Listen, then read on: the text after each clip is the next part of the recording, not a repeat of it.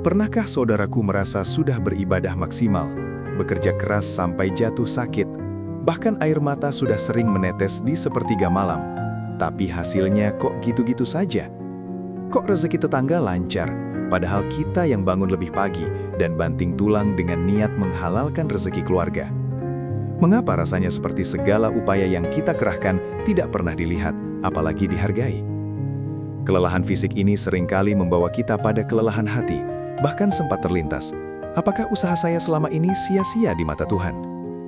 Kalau pertanyaan ini pernah menghinggapi hati sahabat beriman, ini adalah momen yang tepat bagi kita untuk merenungi kembali sejauh mana kita memahami cara pandang Allah Subhanahu wa Ta'ala terhadap segala jerih payah kita. Siapkan hati, karena kita akan bongkar tuntas rahasia agung di balik setiap tetesan keringat dan usaha yang mungkin terasa minim hasilnya. Assalamualaikum warahmatullahi wabarakatuh, sahabat beriman, saudaraku, dan jamaah sekalian yang senantiasa dirahmati Allah. Mari kita awali pertemuan penuh berkah ini dengan bersyukur atas nikmat iman dan Islam, serta sholawat kepada junjungan Nabi Muhammad SAW. Kita hidup di dunia yang serba mengukur, bukan? Sejak bangun tidur, kita sudah dihadapkan pada standar-standar kesuksesan yang dibuat oleh manusia. Berapa omset bulan ini, seberapa tinggi jabatan yang diraih, seberapa besar rumah yang dimiliki, dan seberapa banyak pujian yang kita terima. Sayangnya, kita sering lupa bahwa ketika kita membawa standar duniawi ini ke hadapan Allah, kita sedang melakukan kesalahan besar. Manusia mengukur dengan hasil akhir, kuantitas, tetapi Allah Subhanahu wa Ta'ala mengukur dengan kualitas usaha dan keikhlasan niat, kaifiyah. Inilah mengapa Rasulullah SAW mengingatkan bahwa amalan yang paling dicintai Allah adalah yang dilakukan secara konsisten, meskipun sedikit. Standar penilaiannya jauh lebih mulia, adil, dan menyentuh hati daripada standar fana yang dikejar-kejar manusia. Kita terperangkap dalam mentalitas yang keliru. Jika hasil besar, maka usaha dianggap berhasil. Jika hasil kecil, maka usaha dianggap gagal. Pola pikir ini adalah jebakan syaitan yang perlahan membunuh rasa syukur dan memutus tali harapan. Ketika kita menjadikan hasil sebagai tujuan utama, kita sedang mengesampingkan peran sang pengatur rezeki. Fokus yang berlebihan pada hasil cenderung melahirkan ambisi yang tidak sehat, memicu stres berkepanjangan, dan yang paling berbahaya, membuka pintu bagi penyakit hati seperti iri dan dengki, tatkala melihat orang lain mendapatkan hasil yang lebih cepat.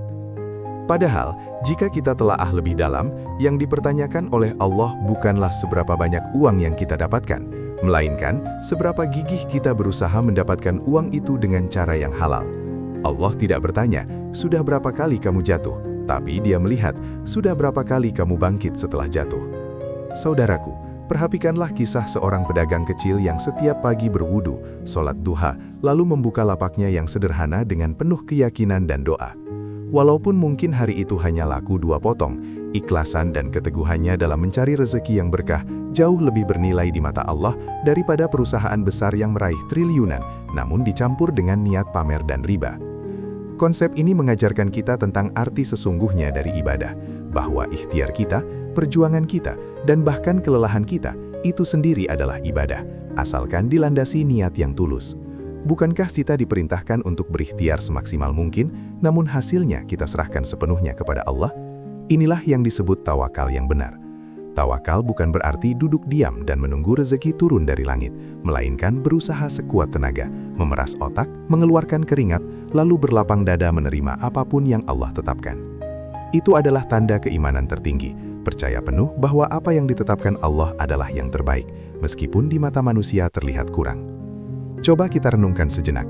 Jika Allah hanya menilai hasil akhir, maka seluruh perjuangan para nabi dan rasul yang berdakwah selama puluhan tahun, namun hanya mendapatkan pengikut segelintir, akan dianggap gagal.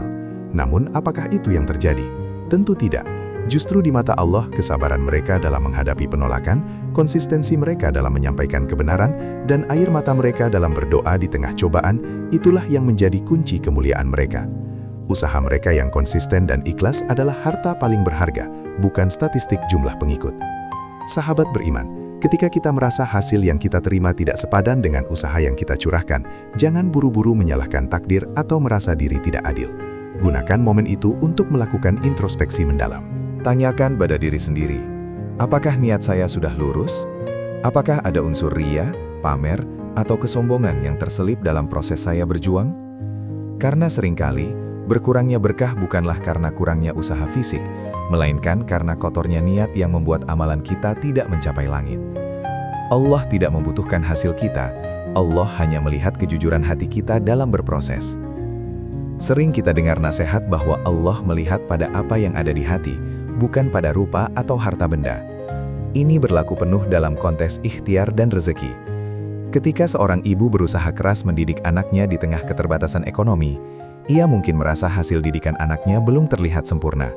Namun, usaha ibu itu, kesabarannya, doanya yang tak putus, keringatnya saat bekerja sambil mengurus rumah, semua itu dicatat sebagai pahala yang besar, bahkan sebelum anaknya sukses di dunia. Nilai ikhtiarnya sudah terbayar lunas di hadapan arsy Allah.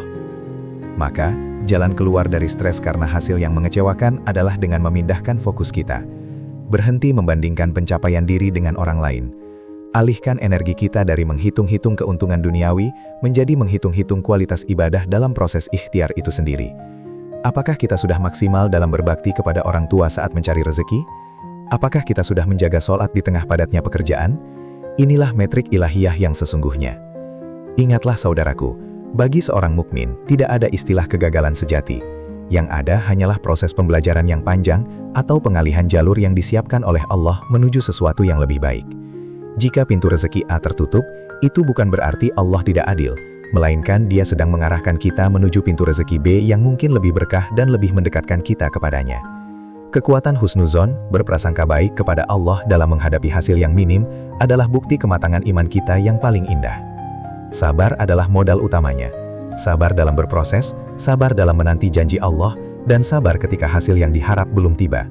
Sabar yang dihiasi dengan istiqomah, konsistensi, adalah dua permata yang sangat dicintai oleh Allah. Bukankah kita diajarkan, amal yang paling disukai Allah adalah yang dawam, terus-menerus, meskipun sedikit. Ini menekankan bahwa kualitas perjuangan jangka panjang lebih berharga daripada ledakan hasil sesaat yang mungkin membuat kita lalai. Lalu bagaimana kita bisa memastikan usaha kita bernilai di sisi Allah? Jawabannya ada pada 3 pilar utama: ikhtiar yang maksimal, ikhlas yang murni, dan doa yang tak putus. Doa adalah jembatan spiritual yang menghubungkan usaha fisik kita dengan keputusan ilahiyah. Setelah berjuang keras hingga lelah, letakkanlah segala beban hasil itu dalam sujud dan doa kita. Biarkan Allah yang mengurus sisanya. Inilah puncak ketenangan seorang hamba. Ketika kita mampu membebaskan diri dari belenggu hasil, saat itu juga ketenangan jiwa akan menghampiri. Kita tidak lagi cemas terhadap kritik manusia. Kita tidak lagi tertekan oleh target dunia yang tak berujung.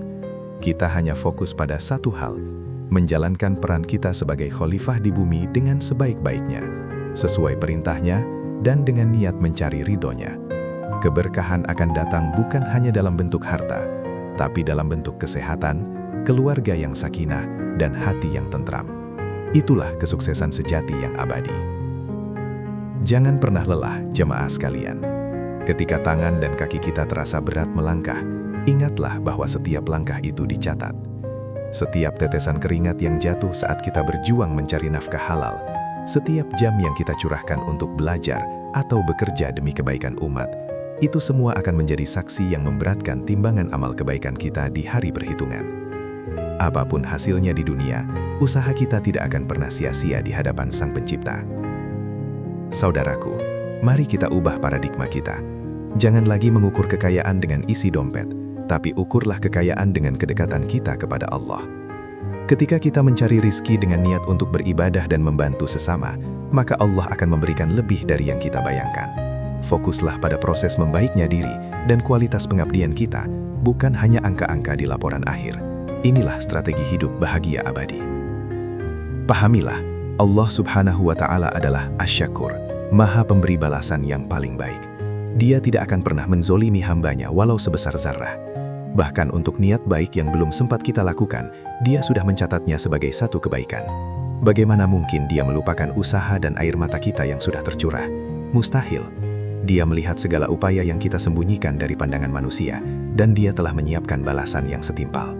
Maka, mulai hari ini, mari kita tanamkan dalam hati, saya akan berusaha semaksimal mungkin, bukan demi pujian dunia, tapi demi ketaatan kepadanya. Saya akan berjuang dengan niat paling ikhlas, karena saya tahu Allah lebih mencintai proses perjuangan hambanya daripada piala kemenangannya. Lepaskan beban hasil dan nikmati indahnya perjalanan spiritual yang penuh makna ini. Jadilah pejuang ikhlas yang tak pernah menyerah pada takdir, melainkan selalu menyambutnya dengan syukur. Jangan pernah putus asa. Allah melihat lelahmu, Dia melihat sakitmu, dan Dia melihat setiap air mata yang kamu jatuhkan dalam kesunyian. Dia tidak sedang tidur. Dia sedang menyiapkan hadiah terbaik bagi hamba-hambanya yang gigih dalam ikhtiar dan sabar dalam menanti. Mungkin hadiah itu bukan dalam bentuk kekayaan duniawi yang kamu inginkan, tapi dalam bentuk ketenangan hati yang jauh lebih berharga daripada seluruh harta di alam semesta. Percayalah, janji Allah itu pasti. Sebagai penutup, sahabat beriman, mari kita jadikan hari ini sebagai titik balik untuk fokus total pada kualitas ikhtiar dan niat kita, dan menyerahkan hasil hanya kepada pemilik semesta, Allah Azza wa Jalla. Saya berharap tausiah ini memberikan ketenangan dan semangat baru di hati saudaraku semua. Jangan lupa untuk berbagi pesan yang menyentuh hati ini kepada keluarga dan kerabat, agar keberkahan ilmu ini menyebar luas. Tuliskan di kolom komentar doa terbaik sahabat untuk diri sendiri dan umat Islam, agar selalu istiqomah dalam berikhtiar. Ya Allah, berikanlah kami kekuatan untuk berikhtiar dengan keikhlasan, dan karuniakanlah kami hati yang lapang untuk menerima setiap ketetapan-Mu. Terima kasih banyak telah mendengarkan. Semoga kita semua selalu dalam lindungan dan kasih sayang Allah Subhanahu wa Ta'ala. Wabillahi taufiq wal hidayah. Wassalamualaikum warahmatullahi wabarakatuh.